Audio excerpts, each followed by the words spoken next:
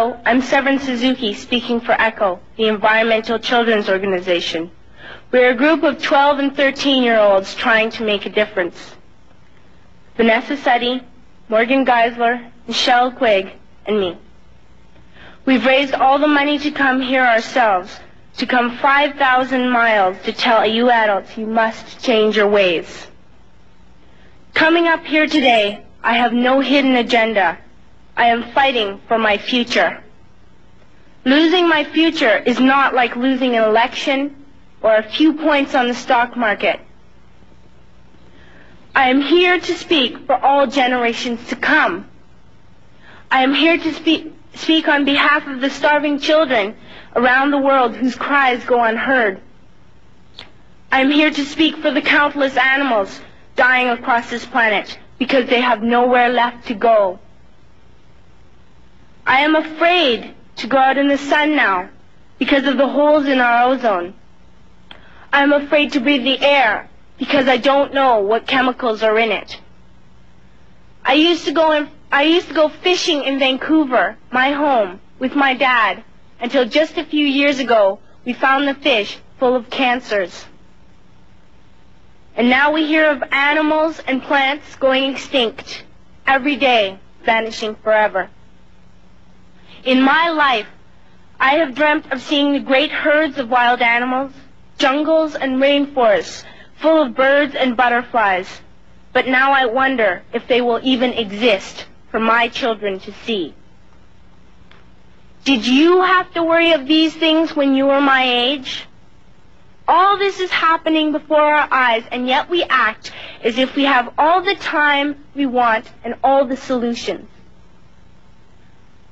I'm only a child, and I don't have all the solutions. But I want you to realize, neither do you. You don't know how to fix the holes in our ozone layer. You don't know how to bring the salmon back up in a dead stream. You don't know how to bring back an animal now extinct. And you can't bring back the forest that once grew where there is now a desert. If you don't know how to fix it, please stop breaking it.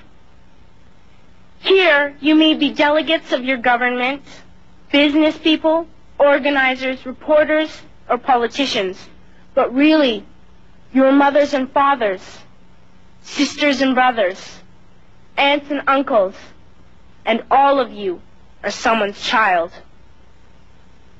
I'm only a child, yet I know we are all part of a family, 5 billion strong. In fact, 30 million species strong. And borders and governments will never change that. I'm only a child, yet I know we are all in this together and should act as one single world towards one single goal. In my anger, I am not blind, and in my fear, I am not afraid of telling the world how I feel. In my country, we make so much waste. We buy and throw away, buy and throw away, buy and throw away, and yet northern countries will not share with the needy. Even when we have more than enough, we are afraid to share. We are afraid to let go of some of our wealth. In Canada, we live the privileged life, with plenty of food, water, and shelter. We have watches, bicycles, computers, and television sets. The list could go on for 2 days. 2 days ago, here in Brazil, we were shocked when we spent time with some children living on the streets. This is what one child told us. I wish I was rich. And if I were, I would give all the street children food, clothes, medicines, shelter, and love and affection. If a child on the streets who has nothing is willing to share, why are we who have everything still so greedy? I can't stop thinking that these are children my own age, that it makes a tremendous difference where you are born. That I could be one of those children living in the favelas of Rio. I could be a child starving in Somalia, or a victim of war in the Middle East, or a beggar in India. I am only a child, yet I know if all the money spent on war was spent on finding environmental answers, ending poverty, and finding treaties, what a wonderful place this earth would be.